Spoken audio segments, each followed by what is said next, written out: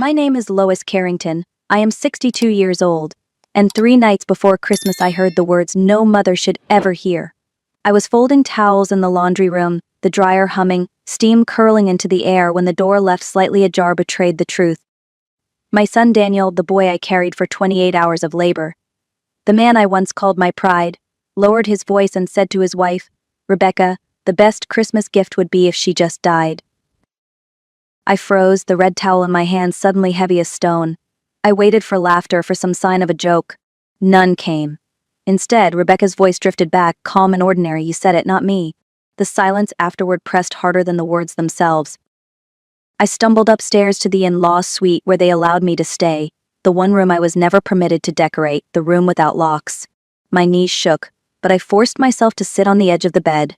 The truth echoed, over and over. My only child wished me gone, as if my death were a relief. For years I had been the quiet support, the babysitter, the bill payer, the woman who had sold her own home to help Daniel and Rebecca buy theirs. I believed love would be enough. That night, staring at the faded walls and the untouched suitcases in my closet, I realized love had become a one-way current. If you are listening, imagine for a moment hearing your own child wish you away. What would you do? Would you scream? Would you collapse? Or would you gather the pieces of yourself and prepare to act? That night, I reached for my notebook, wrote down Daniel's words, and promised myself I would never forget them. They would become the beginning of my answer. I sat in that small room, the one they called generous, though it held no sign of me, no piece of my history. My chest ached but no tears came.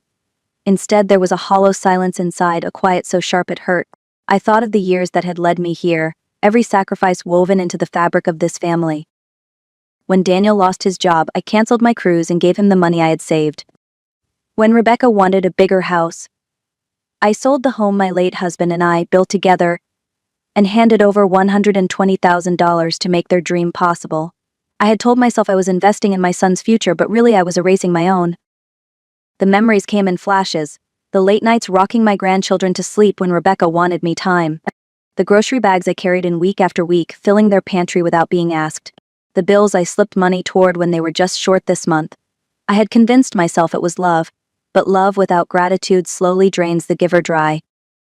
That night, I sat on the edge of the bed staring at the closet. Inside were the suitcases I had not touched in 3 years, still tagged from trips never taken. The smallest one still carried the label from that canceled cruise. My life had been on hold, waiting for Daniel and Rebecca to appreciate me. I leaned back against the wall, notebook in my lap, Daniel's words written in dark ink across the page. I traced them with my finger, the way I used to trace his hairline when he was a child asleep on my chest. How could the same boy who once cried for me in the night now wish me gone? Silence filled the room. Not peace, not rest. It was the silence of being invisible, of being seen only as an obstacle. The ache did not roar. It whispered, steady and cruel, "You are not wanted here." And in that whisper, a seed of resolve began to take root. The next morning, I forced myself into routine. I folded laundry, brewed coffee, smiled faintly at my grandchildren, and nodded through Rebecca's clipped instructions about the day. On the surface, everything looked the same. But inside, I carried the weight of those words, a secret bruise no one could see. After breakfast, I went back upstairs to the in-law suite. My hands trembled as I opened the desk drawer where I kept old mail. The top envelope bore the mortgage company's logo. I tore it open carefully, almost hoping it was nothing. 3 months past due. My breath caught. The house that had cost me my savings, the one Daniel promised would always be part mine, was teetering on the edge. I opened my laptop, something I rarely did. Numbers appeared like small betrayals across the screen. The joint account I had set up for emergencies was nearly empty. Quiet withdrawals, week after week. Thousands gone. I had stopped checking years ago, trusting Daniel's word when he said they only used it sparingly. Now I saw the truth. It was not an emergency fund. It had become their private allowance. I leaned back in the chair, sick to my stomach. My savings had not been gifts of love. They had been lifelines taken without gratitude. How many times had I filled the fridge thinking it was kindness, when it was really just covering their overspending? Voices carried up from downstairs. I moved to the stairwell and listened. Daniel's voice was low, tense. "That emergency account is empty. Completely drained." Rebecca answered, casual. "What about her other one? The one she uses for Christmas gifts?" Daniel snapped back. "I'm not robbing my mother. But there was no conviction in his tone, no outrage at her suggestion. Just a pause, followed by, "I'll figure something out." I stepped back, pressing a hand to the wall. The betrayal was no longer just whispered wishes. It was numbers on a screen, overdue bills, and secret conversations about what else they might take. Back in my room, I opened the bottom drawer and pulled out a thick folder. Inside were documents I had nearly forgotten: the co-ownership deed, notarized agreements, letters from the lawyer my husband and I once trusted. I ran my hand over the neat signature, my own name still printed clearly. Daniel had promised to remove me, but he had never filed the papers. I whispered aloud, almost in disbelief, "My name is still here." It was as if a hidden door had opened. Beneath the ache, something stronger stirred. Proof, leverage, a reminder that I was not powerless, not yet. That evening, after the house had grown quiet, I sat at my desk with the folder spread out before me. The papers smelled faintly of dust, untouched for years, yet every line carried a memory. My late husband Richard had insisted we keep copies of everything. "Lois," he would say, "trust people with your heart, not your money." At the time, I thought it cynical. Now I saw it as foresight. I pulled out an envelope labeled in Richard's handwriting, Plan B. Inside were the documents he had once walked me through: co-ownership deed, letters from our lawyer, even a separate list of account numbers Richard urged me to keep away from Daniel. I remember rolling my eyes back then, insisting family could be trusted. Tonight, staring at Daniel's casual betrayal, I felt only gratitude for Richard's caution. With steady hands, I picked up the phone and dialed a number I had not called in years. "Sophia Miller," answered a familiar voice. Relief washed over me. Sophia had been our attorney for decades, a woman who knew our history. "Sophia," I said, my voice thin, "I need to know if the paperwork we filed on the house is still valid, the one with my name on the deed." She paused only a moment. "Of course it is. Daniel never filed the removal. You never signed anything. You still own 40%. I closed my eyes. For the first time in days my heart slowed, so I still have rights. "You do," she replied gently. "Tell me what happened." And I did.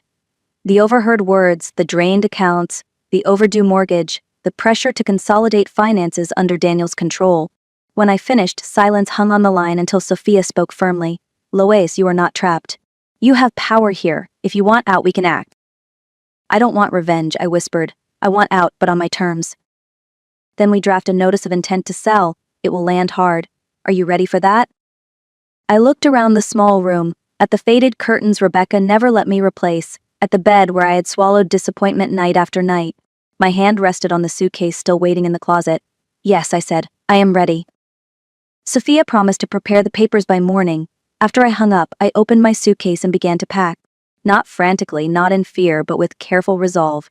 I folded each sweater as if tucking away an old version of myself. I set aside only essentials: clothes, my passport, Richard's watch.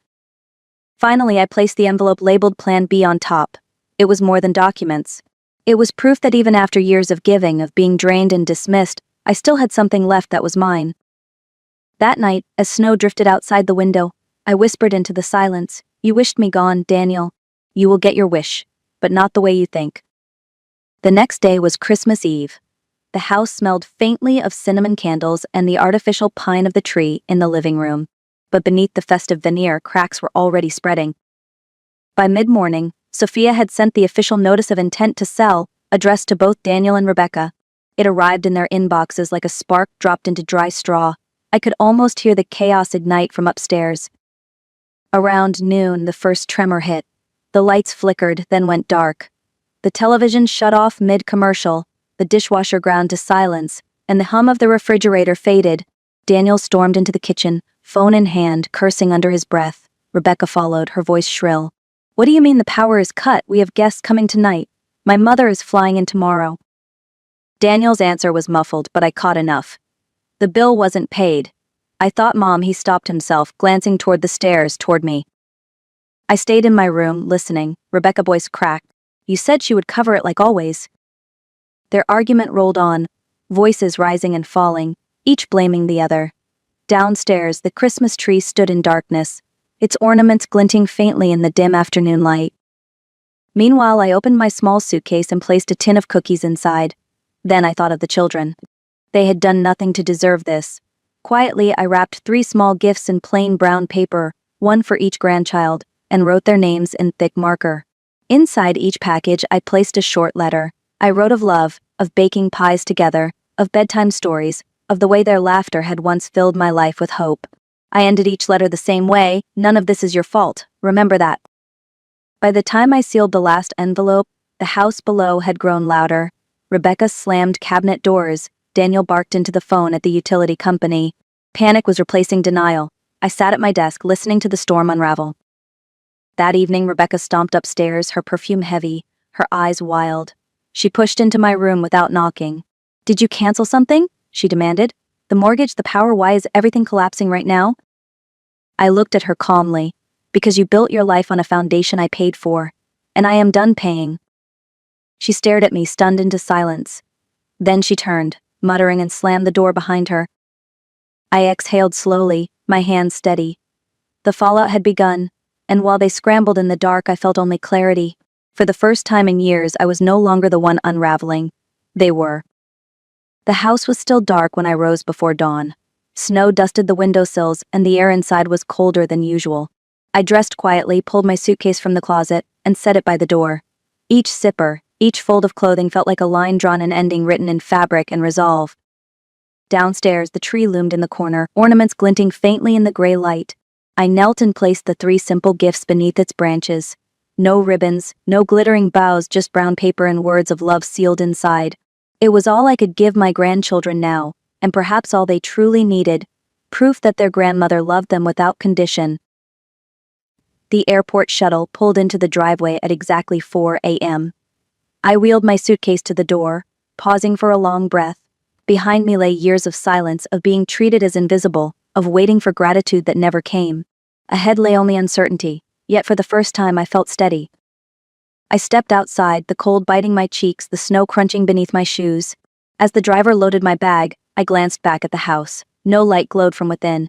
No warmth spilled onto the porch. It stood dark and silent, like the hollow shell of promises never kept. On the ride to the airport, I leaned against the window and watched the world blur past. Christmas lights still twinkled on neighborhood lawns, though none shone in mine. Families would gather, children would laugh, but my chapter in that house was closed. When the plane lifted off hours later, I pressed my forehead to the window. Below, the land spread out in neat squares of snow and trees. I did not cry. Not when the seatbelt sign dinged. Not when the captain announced our arrival. Not when I heard French voices filling the cabin as we landed in Paris. I had not run away. I had not surrendered.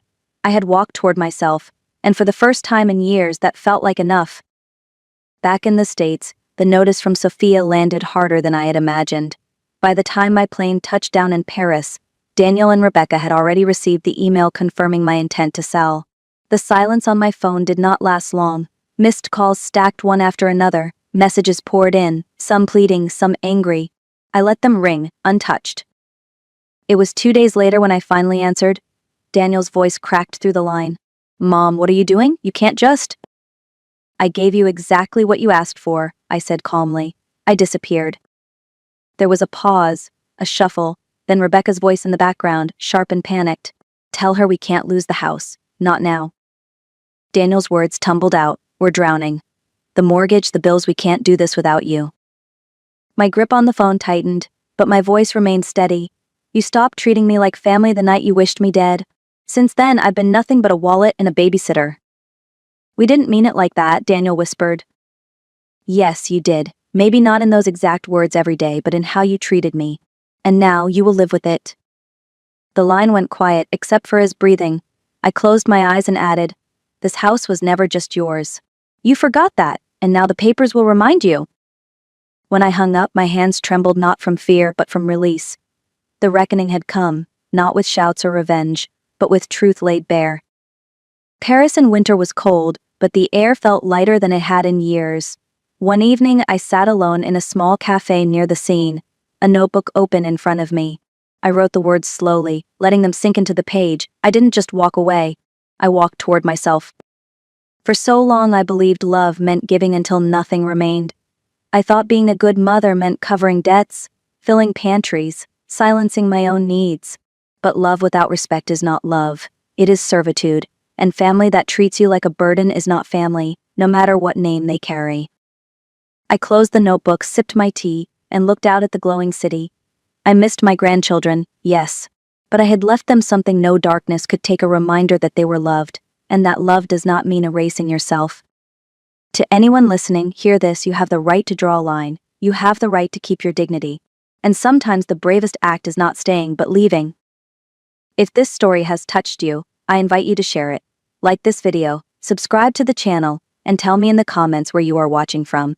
Because stories of strength, of survival, and of quiet justice deserve to be heard across every corner of the world.